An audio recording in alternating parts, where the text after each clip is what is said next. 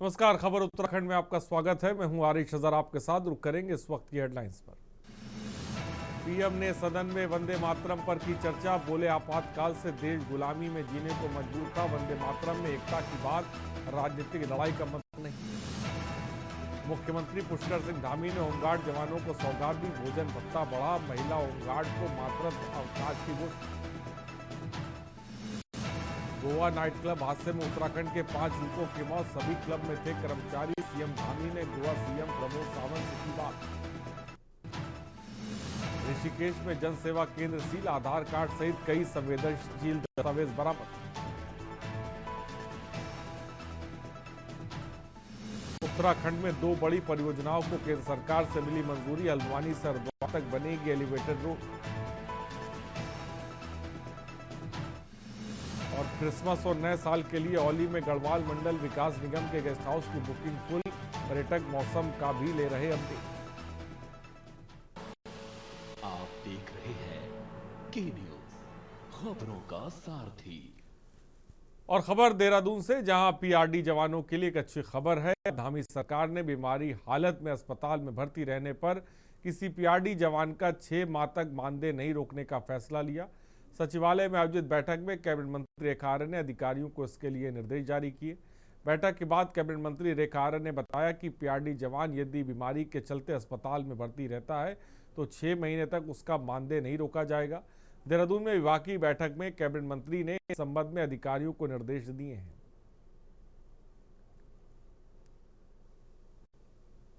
11 दिसंबर को पीआरडी जवानों की स्थापना दिवस है और स्थापना दिवस के सेलिब्रेशन के रिगार्डिंग विभाग के द्वारा क्या क्या तैयारियां उसमें की जा रही हैं उसकी समीक्षा की गई है। साथ ही हमारे पीआरडी जवानों के संगठनों के पदाधिकारियों के साथ में भी संवाद किया गया है। कुछ समस्याएं उनकी जो अपनी रही हैं उनको लेकर उनके साथ में विशेष चर्चा की गई है, जिसमें उनके द्वारा लगातार एक विषय कहा जाना कि उन्हें स्वयंसेवक ना कहते हुए उन्हें जो है कार्मिक शब्द से उनको संबोधित किया जाए। दूसरा, उनका 365 दिनों का रोजगार के परिप्रेक्ष्य में भी उनकी भावना निकल कर आई है। और डोईवाला दुधली सड़क चौड़ीकरण का कार्य का विधिवत शुभारंभ करते हुए डोईवाला विधायक ब्रजभूषण गहरोला ने कहा कि लंबे समय से क्षेत्र के लोगों को इंतजार था, जो आज पूरा हो गया है। सड़क चौड़ीकरण कार्य पूरा होने से जो आवागमन में आसानी होगी और दुर्घटनाओं पर रोक लगेगी। सड़क चौड़ीकरण कार्य लोक निर्माण विभाग डोईवाला द्वारा कराया जा रहा है, जो 6.3 किलोमीटर लंबा है। और इसी चौड़ीकरण कार्य में 13 करोड़ 60 लाख रुपए की लागत आएगी। और क्षेत्र के करण बोरा, प्रधान नागल बुंदावाला श्रीमती अंजू देवी ने कहा कि इस सड़क चौड़ीकरण का इंतजार काफी लंबे समय से किया जा रहा था। ये सड़क 6.3 किलोमीटर की है और 1306 करोड़ की योजना है। इसमें अभी ये जो वर्तमान चौड़ाई है इसकी 3 मीटर 75 है, 3.75 मीटर है। उसमें इसको अभी हमें 7 मीटर जो है ब्लैक टॉप करना है, तो पूरी लंबाई में 6.3 किलोमीटर में है। और ये 9 माह में हम पूरा कर लेंगे। आज से इसका शुभारंभ हो गया है और ये माननीय मुख्यमंत्री जी की घोषणा थी सन 2020 में। और प्रथम चरण और बाधा रहित ROW हमें उपलब्ध हो गई, हमने सारे अतिक्रमण हटा लिए हैं। तो ये 2020 में तत्कालीन मुख्यमंत्री आदरणीय त्रिवेंद्र सिंह रावत जी ने इसकी घोषणा की थी, लेकिन ये घोषणा के बाद उस पर अमल नहीं हो पाया था। फिर जब हमारी नई सरकार बनी तो क्षेत्र की जनता की बहुत लगातार इस पर मांग थी कि सड़क का निर्माण बहुत जल्दी होना चाहिए। मैंने माननीय मुख्यमंत्री जी से बहुत निवेदन किया, आदरणीय पुष्कर सिंह धामी जी से। हमने कहा ये बहुत बड़ी सड़क है और इसके लिए काफ़ी हमको आवश्यकता है, क्योंकि हम इसका, तो उन्होंने कहा कि नहीं, हमसे जो होगा हम इसको स्वीकृति के लिए हम लोग इसको करेंगे। देखिए, ये डोईवाला दुधली मार्ग ये बहुत महत्वपूर्ण मार्ग है। इसमें सिर्फ ये आसपास की 4-5 ग्राम सभाएं नहीं है, अपितु पूरा मारखम ग्रांट, डोईवाला और जो बाईपास होकर के जो ट्रैफिक से बचने के लिए इस रूट का इस्तेमाल करते हैं, उनको सबको इसका लाभ मिलेगा। ये बहुत बड़ी उपलब्धि है। हम माननीय पुष्कर सिंह धामी जी और अपने सम्मानित विधायक ब्रजभूषण गहलोत जी का विशेष रूप से आभार प्रकट करते हैं कि उन्होंने इस सड़क की स्वीकृति के लिए अपनी जो सहमति दी और इस काम को किया। ये हम सब लोगों के लिए एक सौभाग्य की बात है। दिन है, क्योंकि मैं ग्राम सभा नागल वाला की अंजू प्रधान हूँ। क्योंकि आज विधायक जी ने बहुत अच्छा वो करा है हमारे लिए, क्योंकि हमें से बहुत दिन से हमें इसका इंतजार था। क्योंकि इसमें उमेद भाई और जी करण भाई जी बहुत संघर्ष करा, इन्होंने ये लगे रहे। उमेद भाई जी का बहुत योगदान है इसके अंदर, लगे रहे वो, लेकिन आज तक नहीं हुआ। हमने इस पे धरना भी दिया, बच्चों का एक्सीडेंट भी हुआ, बहुत चोटें खाई, बड़ों का भी चोटें खाई, लेकिन कोई सफलता नहीं मिली। लेकिन आज हमारे लिए बहुत खुशी की बात है, आज हमें सफलता मिली, क्योंकि ये रोड चौड़ा होगा तो हमें पूरे चारों ग्राम सभाओं को खुशी है इसकी। धन्यवाद। जय भारत, जय उत्तराखंड। और खबर नैनीताल से, जहां उत्तराखंड हाईकोर्ट ने सूखा ताल झील के सौंदर्यीकरण मामले में स्वतः संज्ञान लिए जाने वाली जनहित याचिका पर सुनवाई को कोर्ट की खंडपीठ ने याचिका को निस्तारित करते हुए कार्यदायी संस्था को सौंदर्यीकरण के लिए पूर्व में जारी आदेशों का पालन करने के निर्देश दिए। और बता दें कि न्याय मित्र कार्तिकेय हरि गुप्ता ने हाईकोर्ट को अवगत कराया कि सूखा ताल झील के सौंदर्यीकरण में वेटलैंड के नियमों का अनुपालन नहीं किया जा रहा है, और बताया कि जुलाई 2024 में कोर्ट ने सौंदर्यीकरण कार्य पर लगी रोक हटाते हुए डीडीए को 3 माह में सौंदर्यीकरण कार्य का पूर्ण कराने के निर्देश दिए। पूर्व में हुई सुनवाई के दौरान न्यायालय ने डीडीए को 1 सप्ताह के भीतर सौंदर्यीकरण रिपोर्ट दाखिल करने के निर्देश दिए थे।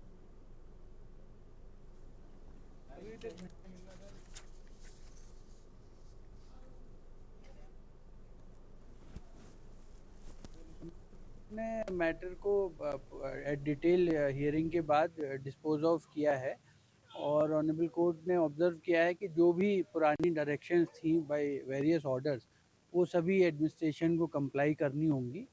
और इसमें 2023 में डिस्ट्रिक्ट लेवल अथॉरिटी ने एक सूखा ताल को वेटलैंड डिक्लेयर करने के लिए स्टेट लेवल टेक्निकल कमेटी को एक प्रपोजल भेजा था। तो वो भी हमने ऑनरेबल कोर्ट के सामने रखा है कि इसको एक वेटलैंड की तरह ट्रीट किया जाए। और खबर देहरादून से, जहां उत्तराखंड नर्सिंग मंच द्वारा नर्सिंग भर्ती प्रक्रिया वर्षवार पूरी कराने की मांग को लेकर लगातार प्रदर्शन जारी है। और आज तमाम प्रदर्शनकारियों ने प्रदर्शन स्थल से सीएम आवास के लिए कूच किया। कुछ दिन पहले नर्सिंग एकता मंच के साथ प्रदेश कांग्रेस ने भी इस मामले में सरकार पर सवाल खड़े किए, और भाजपा विधायक विनोद चमोली ने इसे लेकर कांग्रेस पार्टी पर तंज कसते हुए कहा कि कांग्रेस ने कभी किसी नीतिगत निर्णय को लेकर प्रदर्शन नहीं किया, बस 10-20 आदमी दिखाई पड़ने पर कांग्रेसी पहुंचकर संख्या बढ़ाते हैं, क्योंकि कांग्रेसियों ने किसी भी तरह माहौल बिगाड़ना तय कर रखा है। देखिए, कांग्रेस का क्या है, जहां 10-20 आदमी सड़क पर जाएंगे कांग्रेस वहां जाएगी। चुनावी वर्ष चल रहा है और कांग्रेस ने कभी भी नीतिगत निर्णयों को लेकर कोई भी प्रदर्शन नहीं किए हैं, ना ही उस पर आ गया है। उन्होंने भीड़ तंत्र के आधार पर, जहाँ उनको भीड़ दिखाई पड़ती है वो उन्हीं की भाषा बोलना शुरू कर देते हैं, उनके बीच में चले जाते हैं। उनका सिर्फ और सिर्फ एक ही टारगेट है कि भाई हमको चुनाव में जाना है, एन केन प्रकार कैसे हम माहौल बिगाड़ें और कैसे अपने पक्ष में लोगों को करें, प्रदेश कैसे आगे बढ़े, प्रदेश में नीतिगत निर्णय किस प्रकार से हों, कैसे नियम कानून के मातहत जो है प्रदेश की दिशा तय हो, इससे कांग्रेस का कोई लेना देना नहीं है। इसलिए कांग्रेस का ये आचरण है।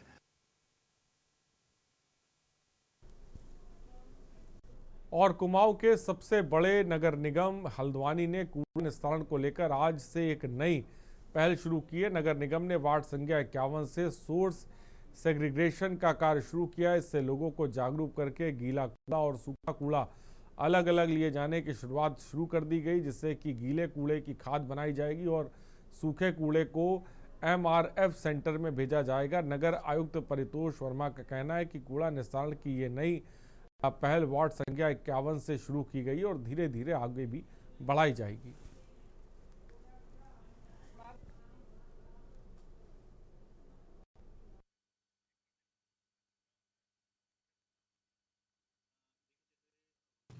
भारत सरकार के भी निर्देश हैं और स्टेट गवर्नमेंट के भी निर्देश हैं। फिर इसी के तहत जो हमारा कूड़ा जहाँ पे हमारा एकत्रित होता है उसी से हम सोर्स सेग्रीगेशन कर रहे हैं, गीला और सूखा कूड़े को अलग अलग कर रहे हैं, ताकि जहाँ पर हमारा ट्रंचिंग ग्राउंड में कूड़ा जाए हम उसको प्रोसेस कर सकें। हमने अभी जो हमारा दूसरा डंपिंग यार्ड है उसमें हमने MRF और MRF हमने प्लान कर रखा है और एक ट्रॉम्बलर हम उसमें अपलोड करवा रहे हैं, ताकि हम गीला और सूखे कूड़े को अलग अलग कर पाए। और उत्तराखंड हाईकोर्ट में प्रदेश भर के सरकारी अस्पतालों में बदहाल स्वास्थ्य सेवाओं को लेकर दायर जनहित याचिका पर सुनवाई हुई और आज हुई सुनवाई के दौरान डायरेक्टर जनरल हेल्थ ने कोर्ट को अवगत कराया गया कि उच्च न्यायालय के पूर्व के आदेशों के निर्देशों के अनुपालन में सैनिटोरियम हॉस्पिटल को मल्टी स्पेशलिटी हॉस्पिटल के बनाने हेतु शासन पर कार्रवाई गतिमान है, जिसकी डीपीआर बनाने के साथ ही बजट प्रस्ताव शासन को भेज दिया गया है। मामले की सुनवाई के बाद कोर्ट ने बनाने की जिस कंपनी को एक निजी संस्था की नियुक्ति कर दी है। मामले की सुनवाई के बाद कोर्ट की खंडपीठ ने राज्य सरकार को 1 सप्ताह में प्रगति रिपोर्ट तलब की है। जो कोर्ट ने भवाली में टीबी सैनिटोरियम की जगह पर मल्टी स्पेशलिटी हॉस्पिटल बनाने के लिए डायरेक्शन दी थी, तो उसी के इम्प्लीमेंटेशन में अभी कार्रवाई चल रही है। आज director general health medical health की ओर से कोर्ट को बताया गया कि अस्पताल बनाने के लिए जिस एग्जीक्यूटिव कंपनी को अपॉइंट किया गया है, एजेंसी को अपॉइंट किया गया है, उनके द्वारा वहाँ पर फीजिबिलिटी स्टडी कर ली गई है और जिसके अनुसार अस्पताल बनाने के लिए वो जगह उपयुक्त पाई गई है और उसके संबंध में जो फाइनेंशियल प्रपोजल है वो भी भेजा गया है और अभी इसकी डिटेल्ड डीपीआर बनाने की कार्रवाई शासन स्तर पर चल रही है। तो इसके लिए कोर्ट ने 1 सप्ताह का समय दिया है और अगले सप्ताह उनको कोर्ट को अवगत कराना है कि डीपीआर बनाने की कार्रवाई और जो फाइनेंशियल प्रपोजल है उसकी कार्रवाई कहाँ तक है। और कानपुर में गिरफ्तार महाठग रविन्द्रनाथ सोनी के मामले में हर दिन नए खुलासे हो रहे हैं और ठगी की रकम अब 1000 करोड़ रुपए से भी ज्यादा हो गई है। पुलिस को उसके 22 बैंक अकाउंट, 20 कंपनी और बड़े पैमाने पर हुए क्रिप्टो निवेश की जानकारी मिली और कोर्ट ने आरोपी को 7 दिन की पुलिस कस्टडी स्वीकृत की है। और कानपुर पुलिस की जांच में सामने आया कि रविन्द्र सोनी ने देश भर में बड़े स्तर पर लोगों से निवेश के नाम पर ठगी की। उसके 20 कंपनियों के दस्तावेज मिले हैं, जिनमें से 16 कंपनियां अभी भी चल रही हैं। पुलिस के अनुसार ठगी के करोड़ों रुपए उसने अलग अलग बैंक खातों और क्रिप्टो करेंसी में छिपाए हैं, जिन्हें खंगालने में जांच टीम लगी हुई है।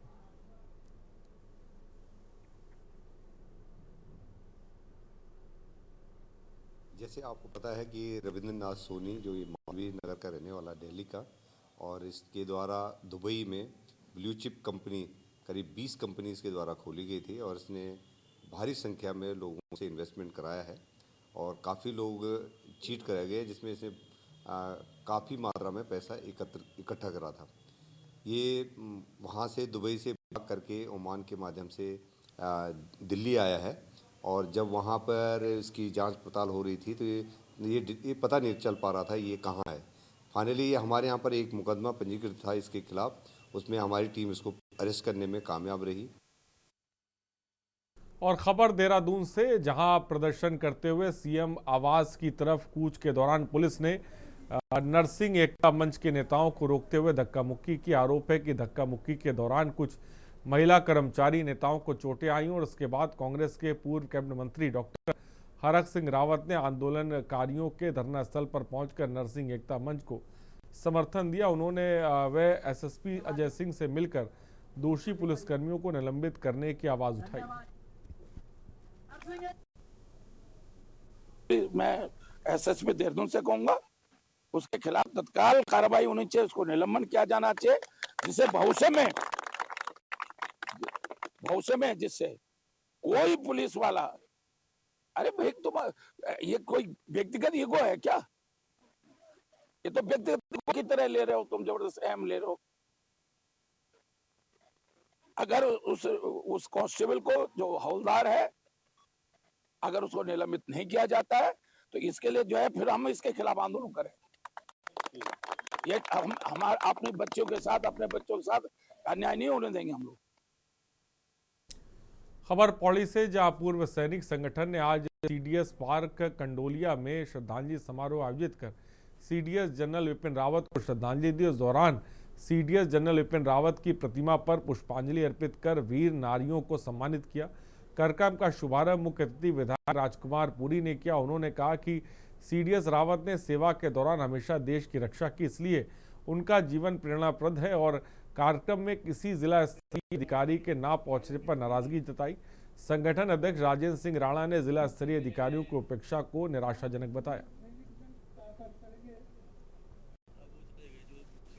देखिए, एक तरफ सरकार जो है सैनिकों के सम्मान की बात करती है और आप देख रहे होंगे कि आज जो है इतने महत्वपूर्ण दिवस पर किसी महापुरुष के जो है पुण्यतिथि पर जो है वहाँ पर जो है अगर सरकार जो है उसको नज़रअंदाज करती है तो ये सोचनीय विषय है।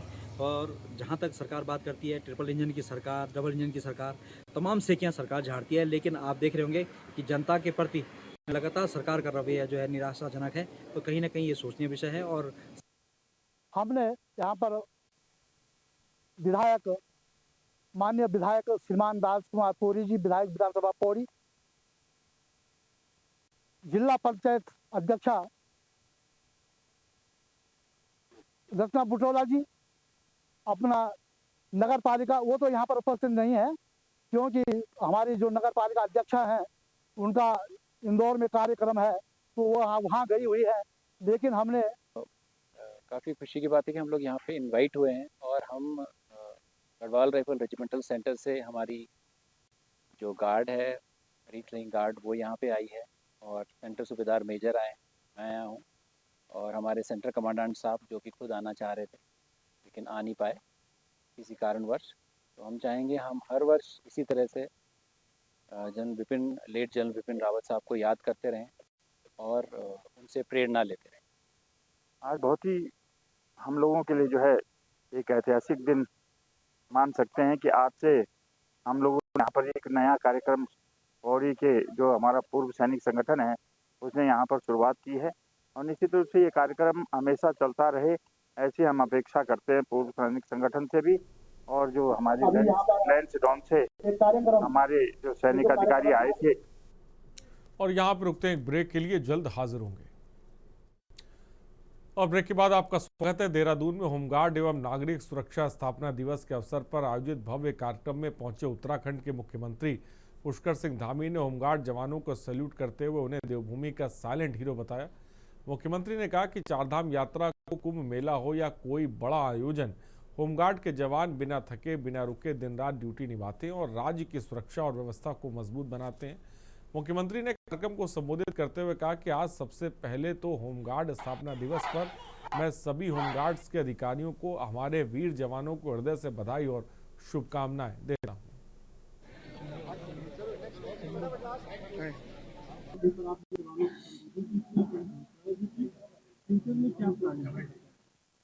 देखिए, आज सबसे पहले तो होमगार्ड स्थापना दिवस पर मैं सभी होमगार्ड्स के अधिकारियों को, हमारे वीर जवानों को जो अनवरत रूप से हमारे अनेक राज्य के अंदर होने वाले कार्यक्रमों को, चारधाम यात्रा को, कुंभ, कांवड़ और अन्य आयोजन, इन सभी को बहुत अच्छे तरीके से संपन्न करवाने में अपनी बहुत महत्वपूर्ण भूमिका निभाते हैं।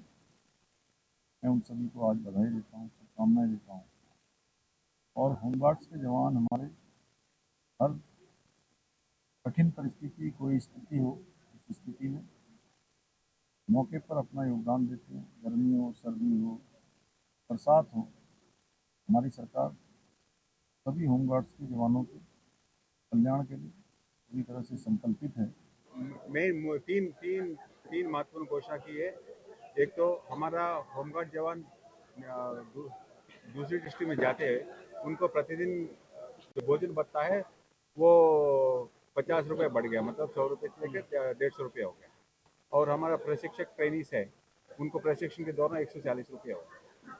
और एक और अत्यंत महत्वपूर्ण घोषणा माननीय मुख्यमंत्री महोदय द्वारा हुआ है, वो है कि अब तक हम लोग जो है वर्दी जो है वो खरीद के देना पड़ता, पूरा देश में 1-2 राज्य छोड़कर बाकी सब स्टेट में वर्दी अलाउंस दिया जाता है। तो माननीय मुख्यमंत्री महोदय द्वारा उन्होंने बहुत बड़ी घोषणा किया, जो है वो वर्दी भत्ता अलाउंस होमगार्ड दिए जाने का। कितना दिया जाएगा वो बाद में आदेश होगा।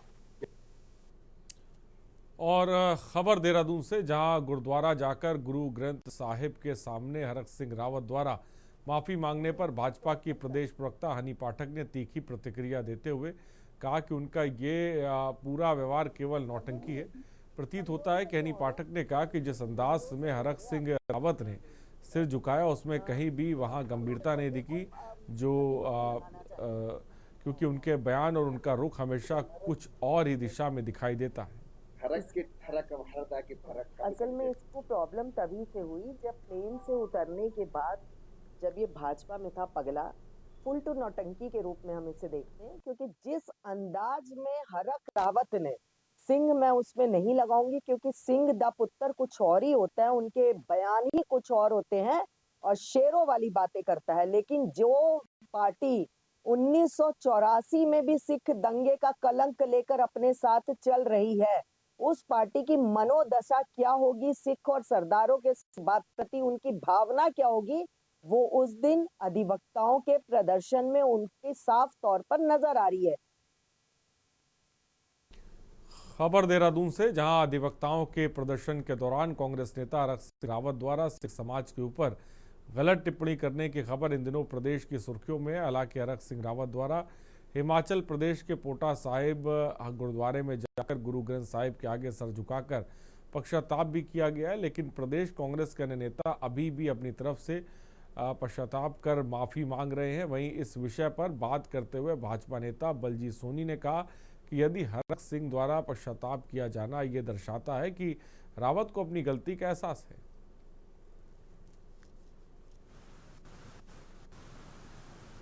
देखिए, मुझे ये लगता है कि जिस व्यक्ति ने इस प्रकार के बोल का प्रयोग करा और वो सिख गुरुओं की शरण में हमारे बहुत ही प्रसिद्ध गुरुद्वारा साहिब पौंटा साहिब में श्री गुरु ग्रंथ साहिब के आगे शीश निभाने के लिए पहुँचे, मैं समझता हूँ कि अगर उस व्यक्ति को इस बात का पश्चाताप हो गया है तो इसमें आगे अब कुछ भी बोलना उचित नहीं।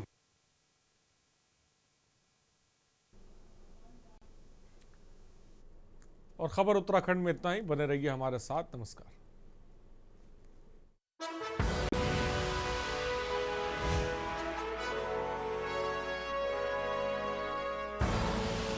आप देख रहे हैं के न्यूज़, खबरों का सारथी।